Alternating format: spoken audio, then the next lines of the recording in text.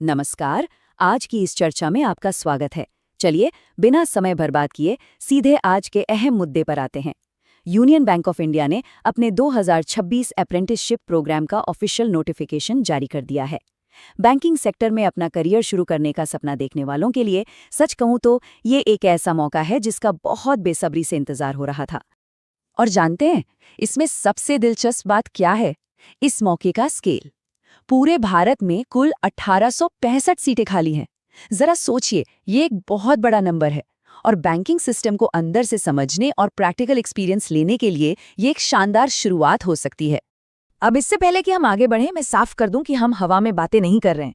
आज हम जो भी डिस्कस करेंगे वो सीधा यूनियन बैंक ऑफ इंडिया के 37 पन्नों वाले भारी भरकम ऑफिशियल नोटिफिकेशन से लिया गया है।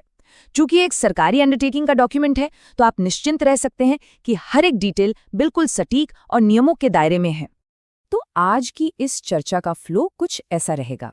सबसे पहले हम इस अपॉर्चुनिटी और इसके टाइमलाइन को समझेंगे, फिर एलिजिबिलिटी, सिलेक्शन प्रोसेस और ट्रेनिंग के दौरान मिलने वाले स्टाइपेंड पर बात करेंगे, और आखिर में एप्लीकेशन प्रोसेस और फीस को देखेंगे। चलिए सबसे पहले बात करते हैं अपॉर्चुनिटी और टाइमलाइन की, यानी वो जरूरी तारीख है जो आपको याद रखनी है। यहाँ सबसे क्रूशियल पॉइंट है समय। आपकी एलिजिबिलिटी चेक करने की कट ऑफ डेट 1 अप्रैल 2026 रखी गई है।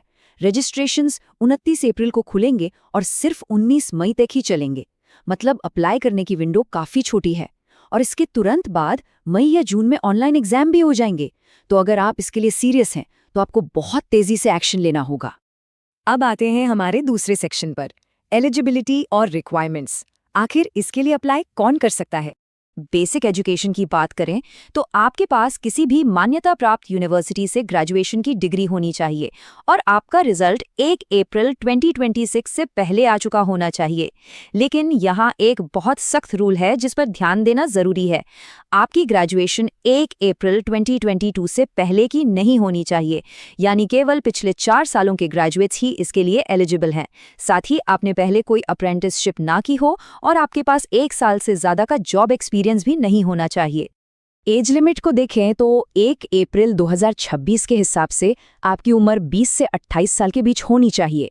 स्क्रीन पर दी गई इस टेबल से आप समझ सकते हैं कि रिजर्व्ड कैटेगरीज के लिए अपर एज लिमिट में अच्छी खासी छूट दी गई है।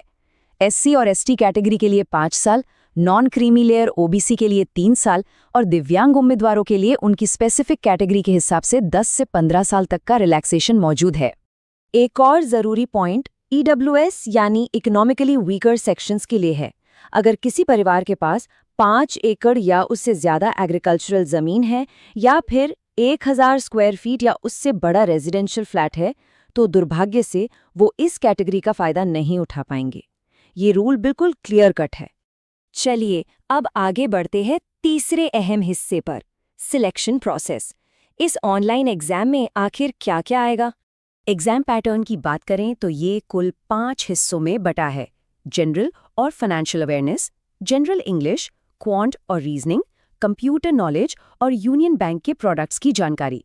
हर एक सेक्शन से 20-20 सवाल पूछे जाएंगे, यानी कुल 100 सवाल और 100 मार्क्स। और सबसे बड़ी राहत की बात पता है क्या है? 60 मिनट के इस पूरे एग्जाम में कोई भी नेगेटिव मार्किंग नहीं है। जी हाँ, आपने बिल्कुल सही सुना। अब रिटन एग्जाम के अलावा एक बहुत ही स्ट्रिक्ट लोकल लैंग्वेज रूल भी है। आप जिस भी राज्य के लिए अप्लाई कर रहे हैं, आपको वहाँ की लोकल लैंग्वेज पढ़नी, लिखनी, बोलनी और समझनी आनी ही चाहिए। और ये आपको अपनी 10वीं या 12वीं की मार्कशीट से साबित करना होगा। अगर आपके पास ऐसा कोई सर्टिफिकेट नहीं है, तो सिलेक्शन के बाद आपको एक local language proficiency test pass करना ही पड़ेगा। इसमें कोई छूट नहीं है। इसके बाद आता है हमारा चौथा सेक्शन, ट्रेनिंग और स्टाइपेंड। चलिए देखते हैं कि सिलेक्ट होने के बाद आपकी रोजमर्रा की जिंदगी कैसी होगी। आपको मिलने वाला स्टाइपेंड पूरी तरह से इस बात पर डिपेंड करेगा कि आपकी ब्रांच कहाँ है। रूरल और सेमी अर्बन ब्रांच में काम करने वालों को 15,000 रुपये महीने का स्टाइपेंड मिलेगा, जबकि मेट्रो सिटीज की ब्रांच के लिए ये सीधा 20,000 रुपये है। इन दोनों के बीच अर्बन यानी शहरी शाखाओं के लिए 18,000 रुपये तय किए गए हैं। एक बात और, इसके अलावा आपको कोई और अलाउंस नहीं मिलेगा, तो ये अमाउंट फिक्स्ड है। और अगर डेली रूटीन की बात करें तो ये बहुत ही स्ट्रिक्टली 1 साल का कॉन्ट्रैक्ट है। आपके वर्किंग आवर्स बिल्कुल बैंक के क्लरिकल स्टाफ की तरह ही होंगे। हर महीने आपको एक कैजुअल लीव मिलेगी और आप एक बार में मैक्सिमम 4 छुट्टियां ही ले सकते हैं। और हाँ, ओवरटाइम करने की बिल्कुल भी परमिशन नहीं है। बैंक ने इस मामले में एक्सपेक्टेशंस को बिल्कुल शीशे की तरह साफ रखा है। फाइनली हम आ गए हैं अपने आखिरी सेक्शन पर, एप्लीकेशन स्टेप्स और फीस। बिना किसी गलती के रजिस्ट्रेशन कैसे करें? देखिए, ये कोई सिंपल एक स्टेप प्रोसेस नहीं है। आपको मल्टीपल पोर्टल्स का इस्तेमाल करना होगा। सबसे पहले आपको नैट्स और नैप्स पोर्टल पर जाकर रजिस्टर करना है। उसके बाद डिजी लॉकर के जरिए अपना अपार आईडी बनाना है।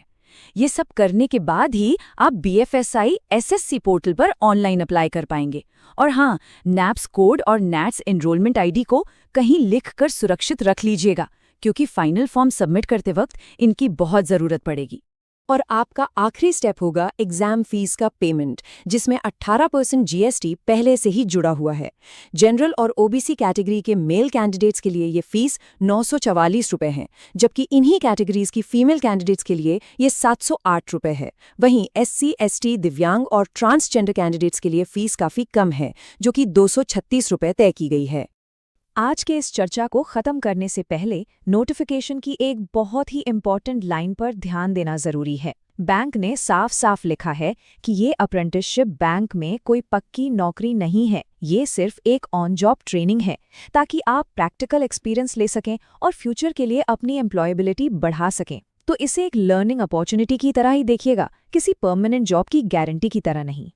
तो अब सबसे बड़ा सवाल ये है, क्या 1 साल का ये ट्रेनिंग पीरियड बैंकिंग सेक्टर में अपना करियर बनाने वालों के लिए वो सही कदम साबित हो सकता है?